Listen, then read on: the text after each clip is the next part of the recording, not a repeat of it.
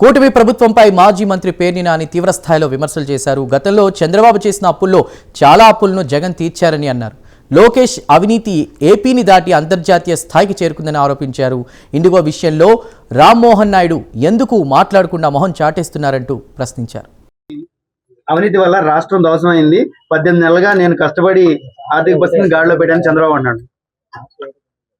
జగన్మోహన్ రెడ్డి గారు అవినీతితో ఆర్థికంగా ఈ రాష్ట్రాన్ని ధ్వంసం చేశాడు. నేను 18 ఏళ్ళు చెమటోడ్చి 18 నెలలు చెమటోడ్చి హెలికాప్టర్ ఎక్కి బాగా చెమటలు కార్చి విమానాలు ఎక్కి హెలికాప్టర్ ఎక్కి కష్టపడి గాడిలో పెట్టా అని చెప్తున్నారా?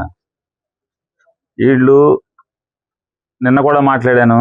జగన్మోహన్ రెడ్డి గారు ఈ రాష్ట్రాన్ని గాడిలో పెట్టి చంద్రబాబు చేసినటువంటి అప్పుల్ని చాలా అంటే విద్యుత్ శాఖలో కానీ చాలా చోట్ల అప్పుల్ని తీర్చి ఈ రాష్ట్రంలో ఉన్నటువంటి రైతాంగానికి గిట్టుబాటు ధర వచ్చిందంటే, రైతు మొఖాన చిరునవ్వు ఉందంటే అది జగన్మోహన్ రెడ్డి గారి యొక్క పాలనలోని. ఇవాళ ఏ రైతుని అడిగినా కూడా, తెలుగుదేశం జెండా మోసే రైతుని అడిగినా కూడా ఇవాళ నొక్కి చెప్తాడు, నిజం రా శభాష్ రాజ్ జగన్ అని చెప్పి వాళ్ళు మాట్లాడుతున్నారు గ్రామాల్లో పొలాల్లో ఎక్కడైనా సరే, అది ఏ పంట తీసుకున్నా సరే. కానీ ఇవాళ నారా చంద్రబాబు నాయుడు గారు అబ్బాయి అవినీతి ఆంధ్ర రాష్ట్రం అయిపోయింది. ఆంధ్ర రాష్ట్రం దాటి భారతదేశ వ్యాప్తంగా వ్యాపించడం కదా, అది అంతర్జాతీయ స్థాయికి వాళ్ళ అబ్బాయి అవినీతి పరుడిగా అవినీతి పెరిగిపోటి అది వేళ్ళు అనుకోవటం. ఎందుకంటే నేను చెప్పట్లా వాళ్ళ అబ్బాయికి ఏంటంటే దేశంలో అంటే, మరి ఇండిగోలో అవినీతి లేకపోతే ఎవడు ఎందుకు మాట్లాడరు? రామ్మోహన్ నాయుడు ఎందుకు మాట్లాడు? ఎందుకు టీవీల దగ్గరికి మీడియాకు వచ్చి అంటే ప్రజలతో మాట్లాడాలంటే ఏకైక మాధ్యమం ఏంటి? మీడియా కదా. మీడియా దగ్గరికి ఎందుకు రాడు? మొహం ఎందుకు చాటేస్తున్నాడు? చంద్రబాబు నాయుడు ప్రతిదానికి తగుదమ్మా అని బయలుదేరతాడు కదా. ఏదైనా లోకేష్ గారు ఏం చెప్తున్నారుగా, ఆడోళ్ళు క్రికెట్ గెలిచినా మగోళ్ళు క్రికెట్ గెలిచినా అటు ఇటుకి ఆడోళ్ళు క్రికెట్ గెలిచినా కూడా లోకేష్ స్ఫూర్తి అంటున్నారు కదా. మరి ఇండిగోకి లేదా? నేను అనలేదు కదా. అన్నిటికీ తగుదనమ్మని బయటకు వచ్చి మాట్లాడతాడు కదా లోకేష్ గారు. చంద్రబాబు నాయుడు గారు పెద్దానికి ఒకదంపుడు ఉపన్యాసం ఇస్తాడు కదా గంటలు. దీని గురించి నో కామెంటా? మాట్లాడ్డా? కేంద్రానికి సంబంధం అంటాడా? ఎందుకు సంబంధం అంటున్నారు? మోడీ మొత్తం వీళ్ళని తీసి గొడ్లోడ తీసి మీరే కదా మొత్తం చూసుకున్నారు. తండ్రి కొడుకులు కలిసి రామ్మోహన్ నాయుడిని డమ్మింగ్ చేసి అలా కలిసి పంచుకోబట్టే కదా ఈ పెంటలన్నీ కూడా అని చెప్పి మోడీ ఎక్కడ గొడ్లోడ తీస్తాడు అని చెప్పని భయం. కాకపోతే ఎందుకు మాట్లాడరు అంటున్నా. మాట్లాడాలి కదా.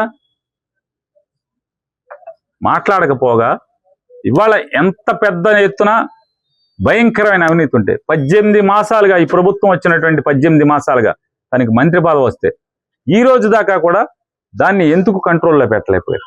దాన్ని ముందే కట్టడి చేయాలి కదా. ఎందుకు దాన్ని కొత్త రూట్లు ఇచ్చారు? ఎందుకు దాన్ని కంట్రోల్ చేయకుండా వాళ్ళ రిక్రూట్మెంట్ జరుగుతుందా లేదా అనేది అజగనుకోకుండా ఎందుకు ఊరుకున్నారు? మెల్లగా రూట్లన్నీ తగ్గించుకుంటూ రావాలి కదా.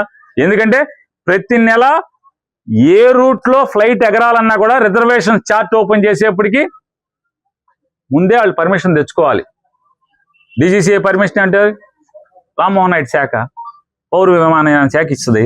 మరి పౌర విమాన శాఖ వీళ్ళకి ఇన్నాళ్ళ నుంచి ఎందుకు పర్మిషన్లు ఇస్తుంది?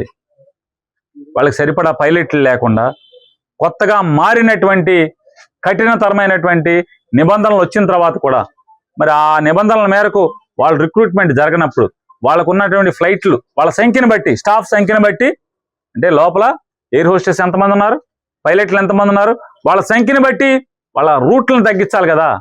రూట్లు తగ్గించకపోగా ఇండిగో రూట్లు భారతదేశ వ్యాప్తంగా విపరీతంగా పెంచుకుంటూ వెళ్ళిపోయారు. ఎందుకు వెళ్ళారు పెంచుకుంటా? ఎవడిచ్చాడు పర్మిషన్లు? రామ్మోహన్ నాయుడు కాదు ఇచ్చింది. మరి వాళ్ళ ఇది పెంట అయితే రచ్చ అయితే మాకేం సంబంధం లేదంటారు. తీసుకునేప్పుడేమో గుట్టుగా తీసుకుంటారు, సమాధానం కూడా చెప్పరా?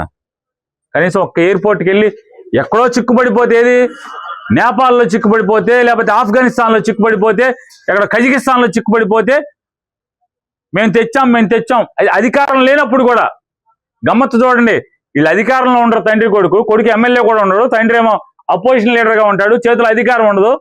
మేము స్పెషల్ విమానాలు పెట్టేసేసాం, మేము అక్కడి నుంచి తెచ్చేసాం, ఇక్కడి నుంచి తెచ్చేసాం, ఉత్తరాఖండ్ నుంచి తెచ్చేసాం, ఆయన్ని కాపాడాం ఈయన్ని కాపాడానేమని జాకిలు పెట్టి చెప్తారు ఈ ఆంధ్రజ్యోతి, టీవీ5, ఈనాడు.